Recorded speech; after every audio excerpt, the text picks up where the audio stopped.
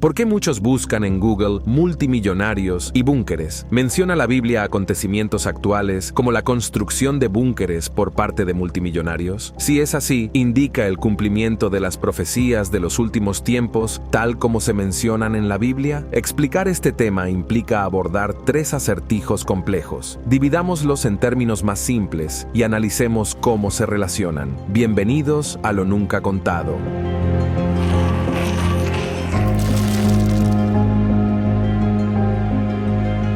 Rompecabezas 1. La profecía. Apocalipsis capítulo 6, versos 15 al 16. Entonces los reyes de la tierra y los grandes y los capitanes militares y los ricos y los fuertes y todo el mundo, sea esclavo o libre, se escondieron en las cuevas y entre las peñas de los montes y llamaron a las montañas y las rocas cayeron sobre nosotros y nos ocultaron del rostro del que está sentado en el trono y de la justa ira e indignación del Cordero. Segundo rompecabezas. ¿Cuándo y dónde sucede esto?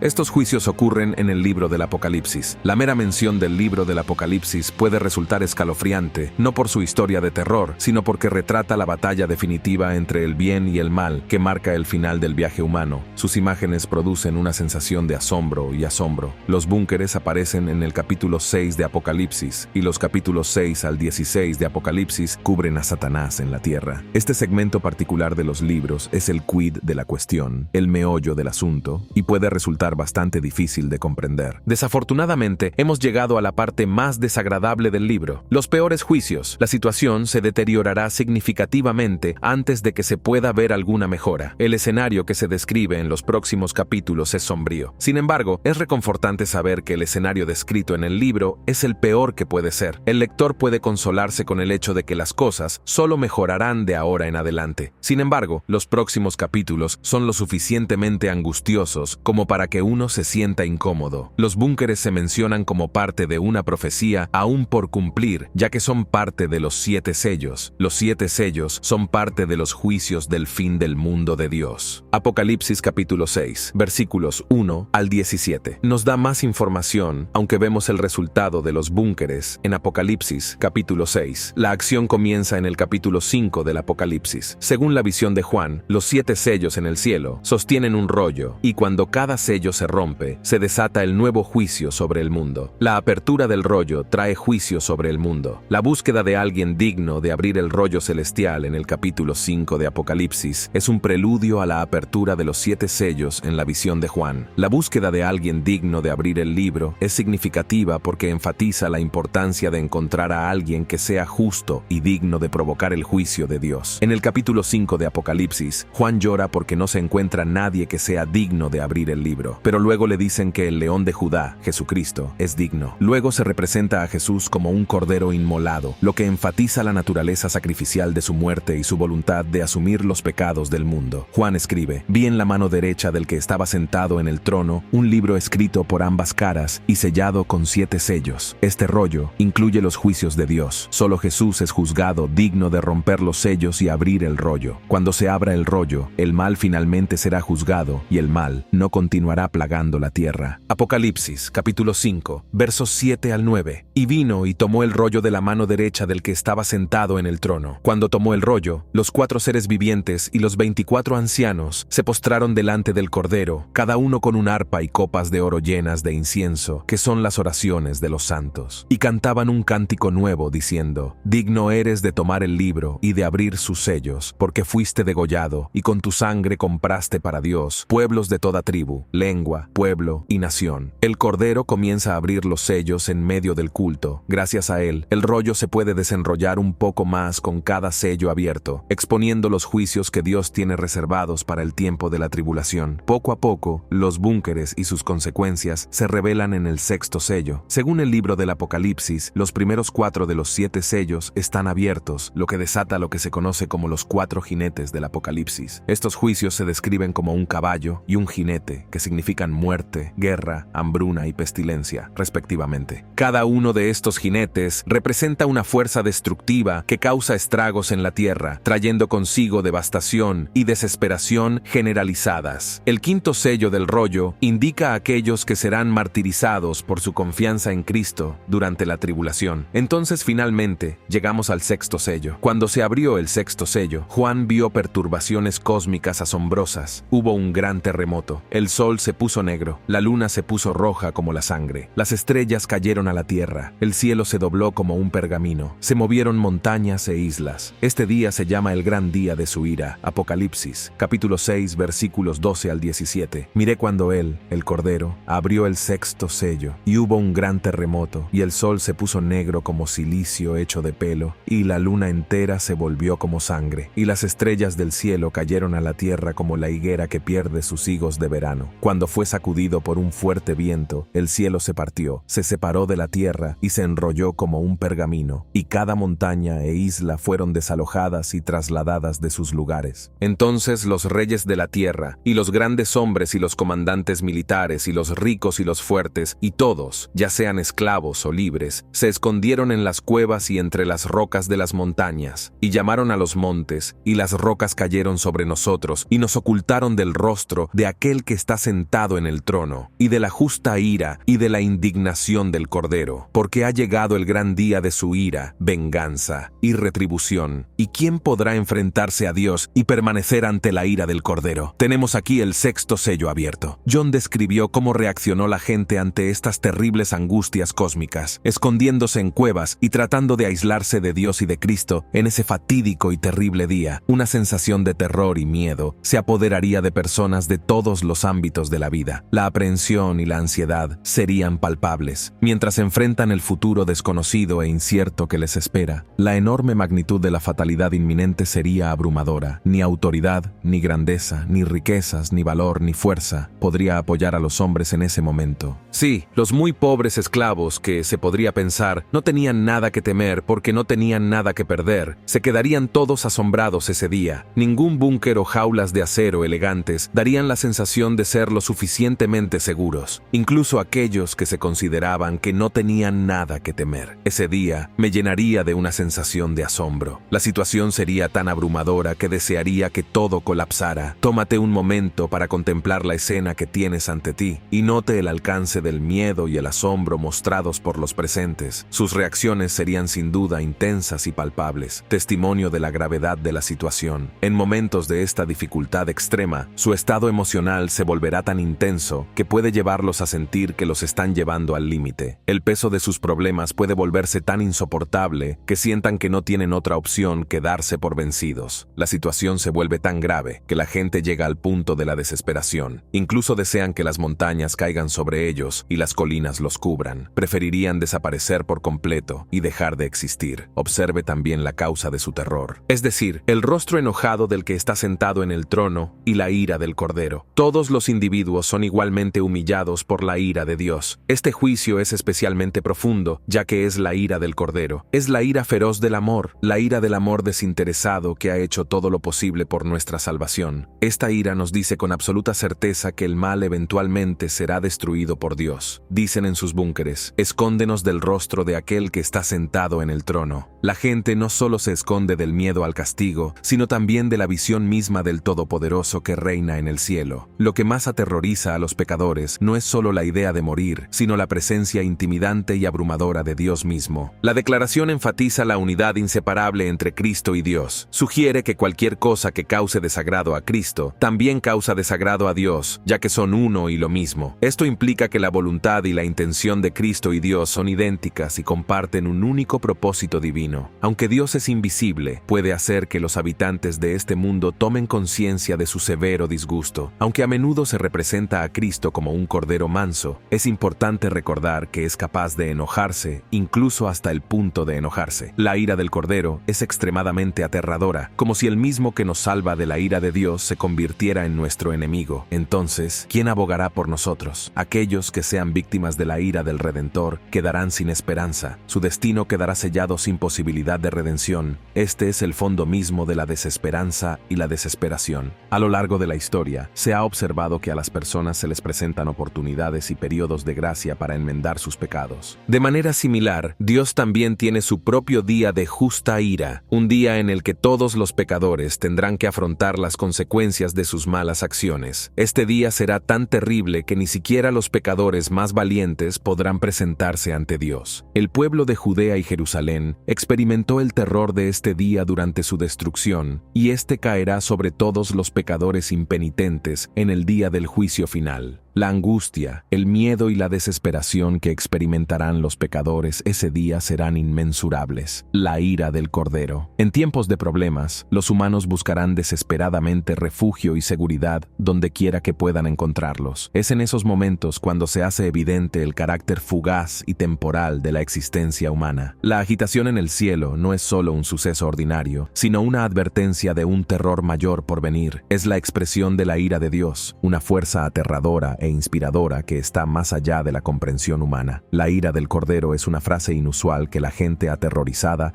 usa para describir las calamidades que experimentan, porque Dios no envió al Hijo al mundo para juzgar y condenar al mundo, es decir, para iniciar el juicio final del mundo, pero para que el mundo sea salvo por él. La gente del mundo todavía ve a Dios como un ser vengativo. La ira de Dios, por supuesto, es un tema básico de la Biblia. El Apocalipsis nos dice mucho al respecto. Apocalipsis, capítulo 19, versículo 15.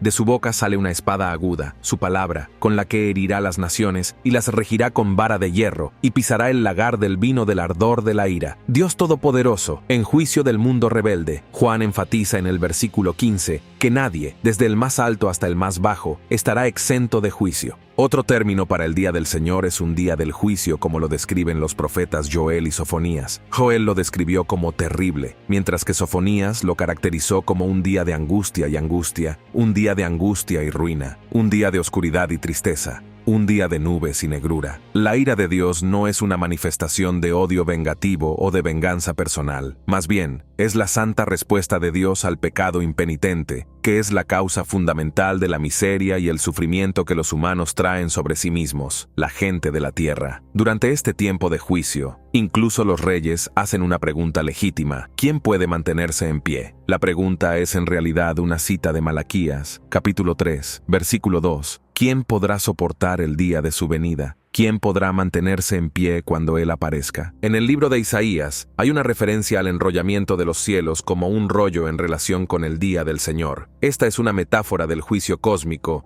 donde Dios castiga a las naciones malvadas. El pasaje también menciona las huestes del cielo marchitándose como una hoja en una higuera. El pasaje también indica que es nuestra lealtad a Jesucristo, más que el estatus social, lo que en última instancia determina la fe de uno. Los antiguos solían utilizar opuestos para categorizar a las personas como esclavos y libres, pero la muerte niega tales distinciones. Job, capítulo 3, verso 19. Allí el pequeño y el mayor y el siervo queda libre de su señor. Los versículos anteriores indican que frente a los desastres naturales, la humanidad a menudo se ve impulsada a involucrarse en algo típicamente reprimido, una admisión de que Dios es Dios y que lo que está sucediendo es su juicio. Los acontecimientos que se avecinaban eran tremendos y hubo varios sucesos que contribuyeron a que ese día y esa época fueran sumamente espantosos. Primero, hubo un gran terremoto. En segundo lugar, el sol se volvió negro como silicio. En tercer lugar, la luna debería volverse como sangre. Cuarto, las estrellas del cielo caerán sobre la tierra. Quinto, el cielo debe desaparecer como un pergamino cuando se enrolla. Sexto, todo monte e isla será removido de su lugar. Esto no será algo extraño.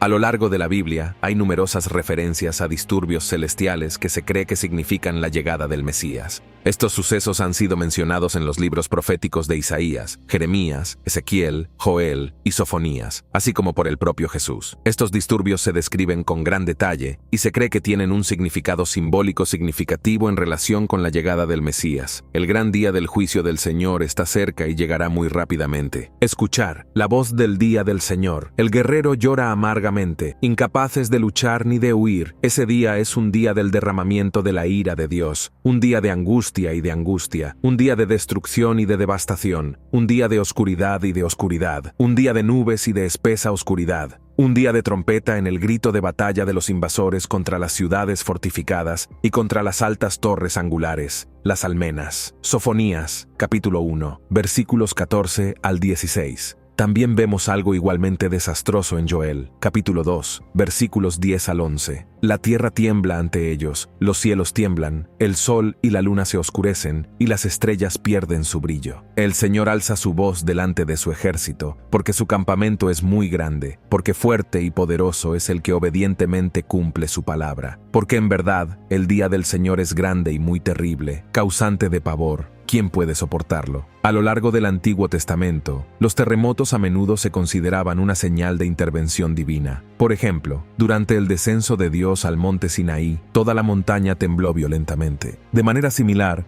el profeta Isaías predijo que un día el Señor sacudiría la tierra como forma de castigo. En el libro de Ageo, el Señor mismo declara que pronto hará temblar los cielos y la tierra, el mar y la tierra seca como medio para demostrar su poder y autoridad. Este es sin duda el poder de Dios. En este caso, leemos, el sol se volvió negro, como un cilicio, y la luna se volvió como sangre, y las estrellas del cielo cayeron a la tierra. Lo mejor es considerar estas imágenes como reales pero poéticas. John no utilizó un lenguaje científico técnicamente preciso, sino que simplemente describió lo que vio. Las similitudes entre estos juicios y lo que Jesús dijo en Mateo capítulo 24, versículo 29, son obvias. Inmediatamente después de la tribulación de aquellos días, el sol se oscurecerá, y la luna no brindará su luz, y las estrellas caerán del cielo, y las potencias de los cielos serán conmovidas. Rompecabezas 3, el día del Señor.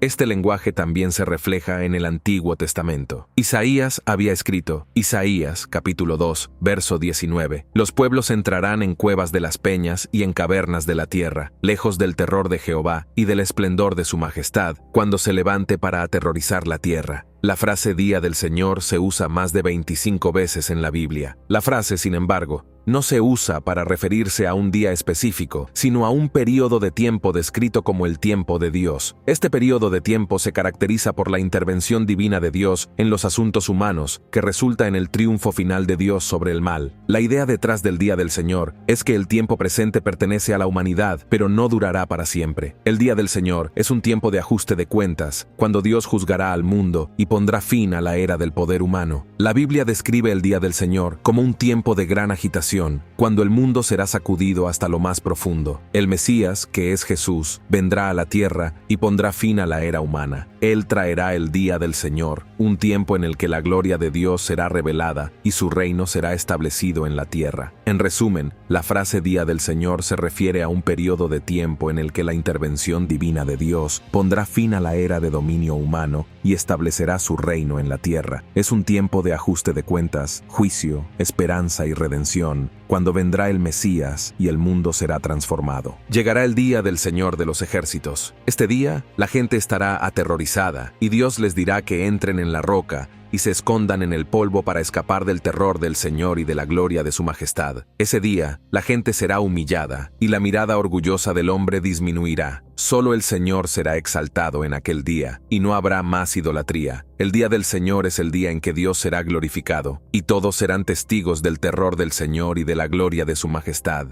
La alta torre, la fuerte muralla fortificada, los impresionantes barcos de Tarsis y las hermosas balandras, todo esto demuestra el colmo del orgullo y la arrogancia del hombre. Sin embargo, en el día del Señor, todos los logros orgullosos y altivos del hombre serán reducidos a nada. El único que será exaltado ese día es solo el Señor. Dios interviene en la historia para cumplir un aspecto específico de su plan. En el Nuevo Testamento, esto se conoce como un día de ira, visitación y el gran día de Dios Todopoderoso. El resultado final de este día será la humillación de la arrogancia y el orgullo humanos y la exaltación del Señor únicamente. Isaías capítulo 2, versículo 17. Las profecías respecto al día del Señor finalmente se cumplirán al final de la historia, donde Dios castigará el mal y cumplirá todas sus promesas con su maravilloso poder. ¿Cuál es la comprensión bíblica de la ira de Dios? La ira se refiere a la reacción emocional ante la percepción de injusticia o mala conducta. Puede describirse como ira, vejación, indignación o irritación. Tanto los humanos como Dios pueden exhibir ira, pero hay una diferencia significativa entre los dos. La ira de Dios es distinta de la ira del hombre. La ira de Dios siempre es santa y justificada, pero la ira del hombre rara vez está justificada y nunca es santa. El Antiguo Testamento describe la ira de Dios como una reacción divina al pecado y la desobediencia humana. Lo más frecuente es que la idolatría desencadene esta ira divina. Por ejemplo, el Salmo, capítulo 78, versículos 56 al 66, relata la idolatría de Israel. La ira divina apunta constantemente a aquellos que no siguen la voluntad de Dios. Salmo capítulo 2, versos 1 al 6. ¿Por qué están las naciones alborotadas contra Dios? ¿Y por qué el pueblo idea un complot vano y desesperado? Los reyes de la tierra se ponen de pie, y los gobernantes consultan juntos contra el Señor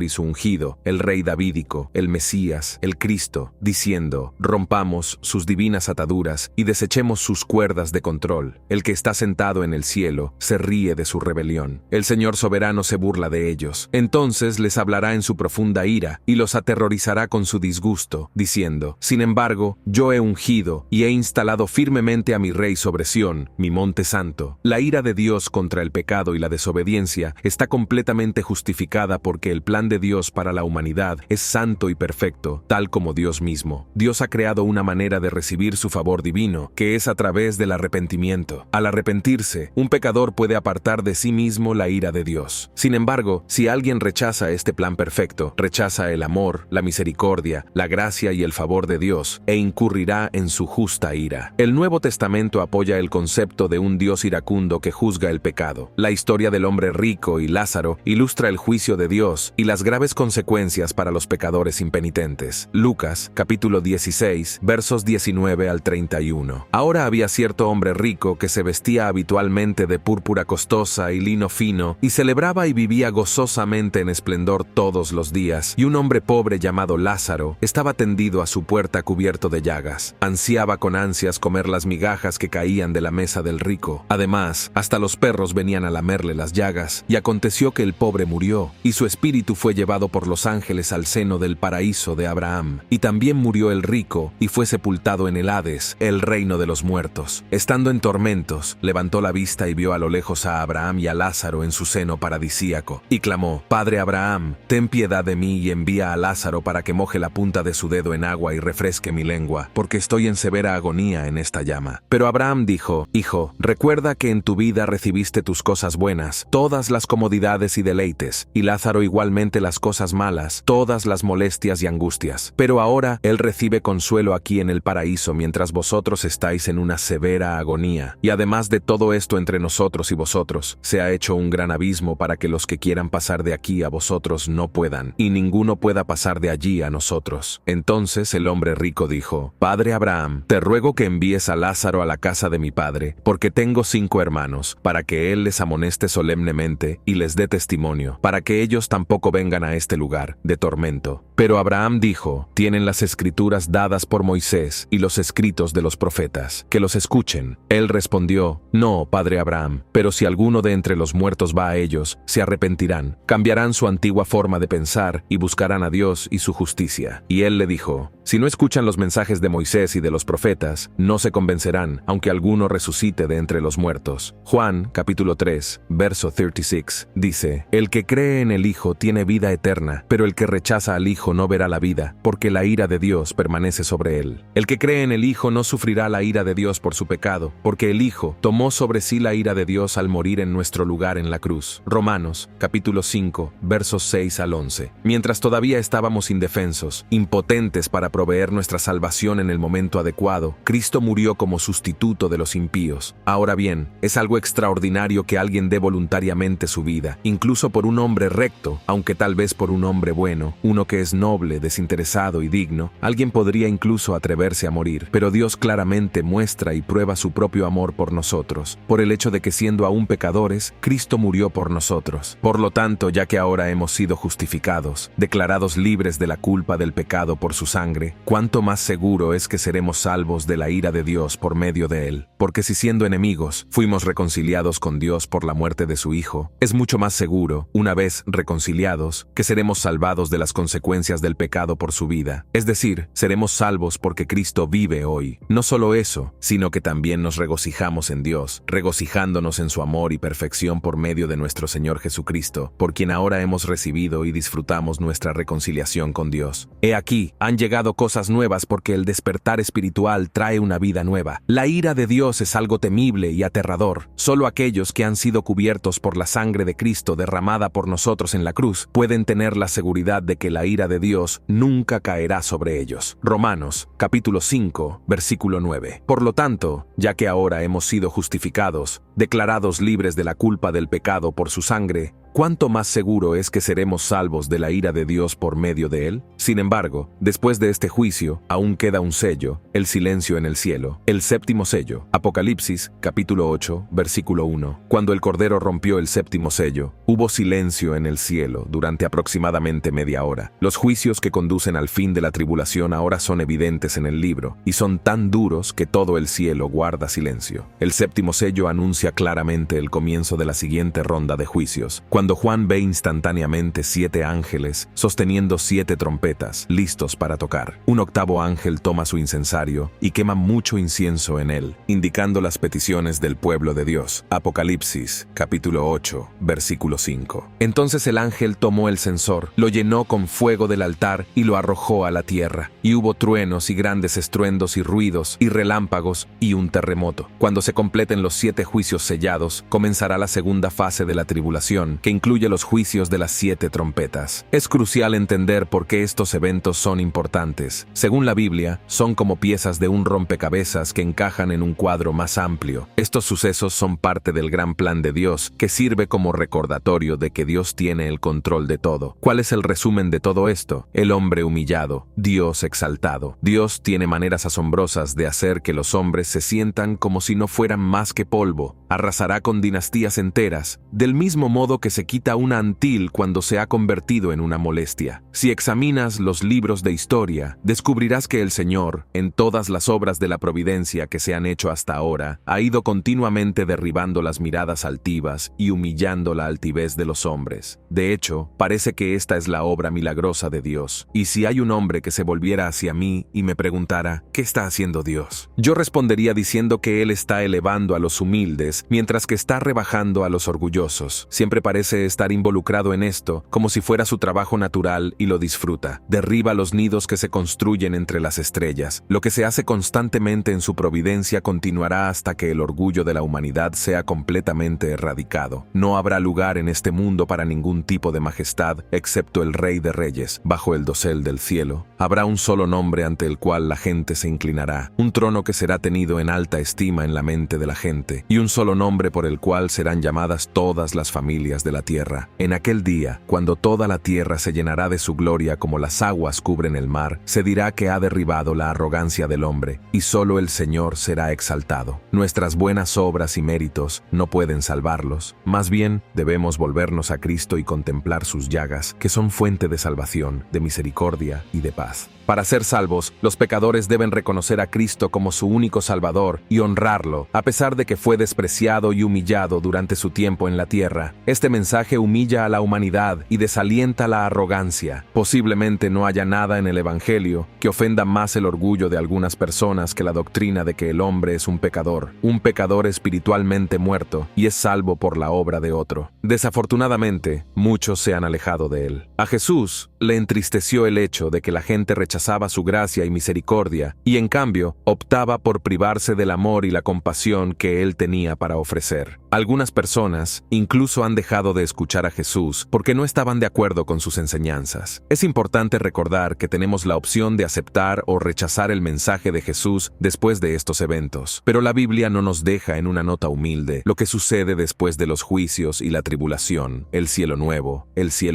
y la tierra nueva. Entonces vi un cielo nuevo y una tierra nueva, porque el primer cielo y la primera tierra habían pasado, y ya no había mar. Apocalipsis, capítulo 21, versículo 1. Los creyentes vivirán en un cielo nuevo y una tierra nueva, porque el primer cielo y la primera tierra pasarán. Y vi la ciudad santa, la nueva Jerusalén, descender del cielo, de Dios, dispuesta como una novia ataviada para su marido. Y oí una gran voz desde el trono que decía: He aquí el tabernáculo de Dios está entre los pueblos, y Él habitará entre ellos, y ellos serán su pueblo, y Dios mismo estará entre ellos, y destruirá todo lágrimas de sus ojos, y ya no habrá muerte, ya Ya no habrá luto, ni llanto, ni dolor. Las primeras cosas han pasado. Ahora mismo, Cristo habita en una ciudad celestial, con las almas de todos los creyentes que han muerto durante el milenio. El pueblo de Dios vivirá y trabajará en la tierra. Lo sabemos ahora, pero con su capital en Jerusalén. Pero después de que Dios destruya y haga nueva la tierra, enviará esa ciudad celestial desde el cielo a la tierra nueva, preparada como una novia ataviada para su marido. Y allí, en medio de su nueva creación, Dios morará y vivirá con su pueblo mientras vivimos junto a nuestro Creador. Los seguidores del antiguo y del nuevo pacto del Señor coexistirán en la nueva creación. Si bien la invitación a habitar en esta ciudad es universal, los requisitos para ingresar son específicos. No entrará jamás en ella nada inmundo, ni nadie que haga abominación o mentira, sino solo aquellos cuyos nombres están escritos en el libro de la vida del Cordero, los que por la fe han aceptado a Jesús como su Salvador. El cielo es un lugar verdadero y tangible. Juan capítulo 14. El cielo es un lugar físico real. El cielo no es un término metafísico ni un estado mental. No es producto de la imaginación de alguien, ni es una fantasía o una ficción. El cielo, como Miami, Londres y Tokio, es un lugar verdadero y físico. Todos los creyentes están allí. Hebreos capítulo 12 habla de la iglesia de los primogénitos. Esta es una referencia a la iglesia de Jesús, que es el primogénito de Dios. Todos los creyentes que han puesto su seguridad y confianza en Jesucristo conforman la iglesia de Jesucristo. Siguiendo el informe sobre la iglesia de los primogénitos, el autor de Hebreos afirma que los nombres de todos los creyentes están escritos en el cielo. Habrá gente en el cielo de todas las naciones. Apocalipsis capítulo 5, versos 9 al 10. Y cantaban un cántico nuevo diciendo: Digno eres de tomar el libro y de abrir sus sellos, porque tú fuiste inmolado, y con tu sangre nos has redimido para Dios, de todo linaje y lengua, pueblo y nación, y nos has hecho para nuestro Dios, reyes y sacerdotes, y reinaremos sobre la tierra. ¿Alguna vez has tenido el conocimiento de ir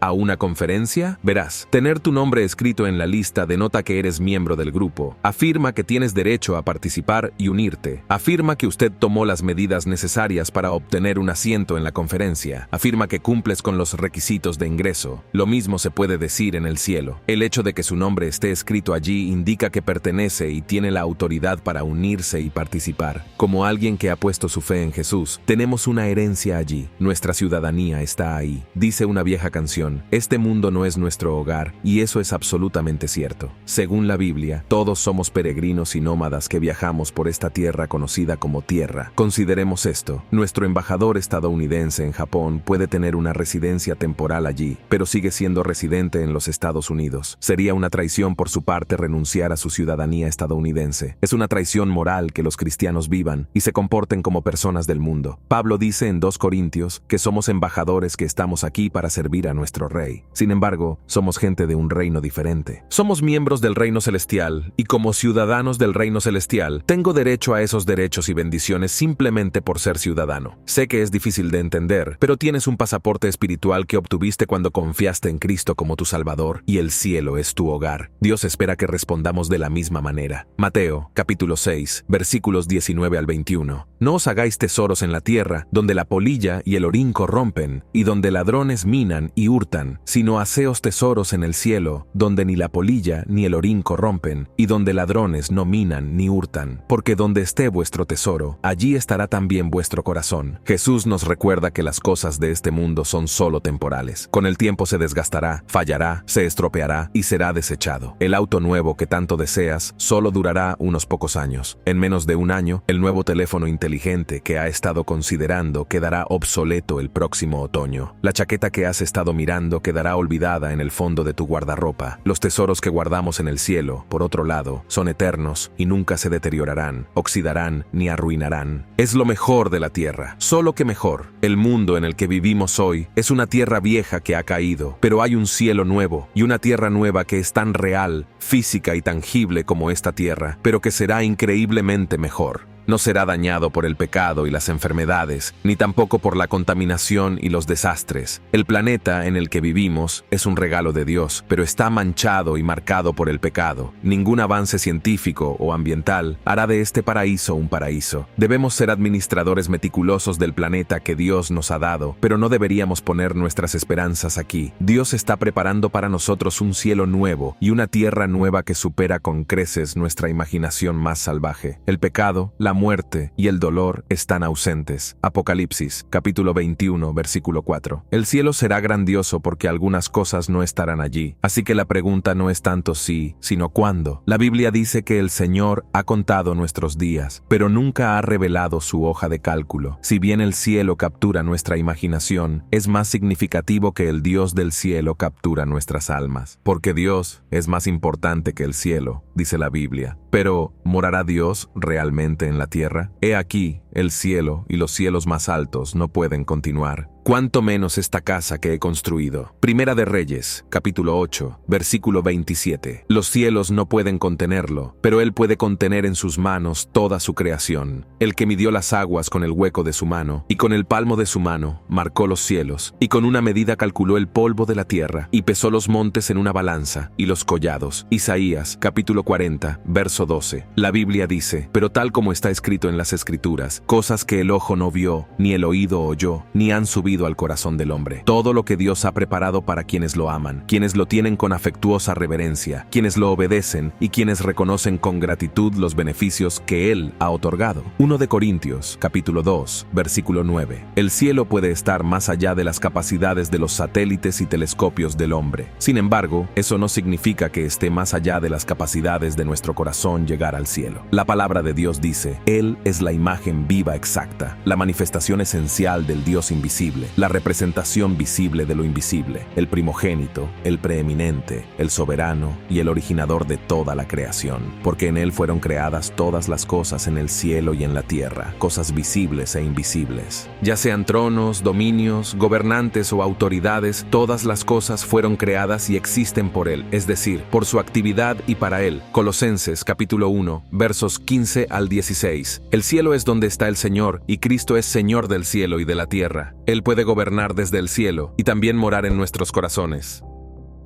Muchas gracias por ver. Cuéntanos qué te pareció el video de hoy. Y no lo olvides, nosotros somos lo nunca contado.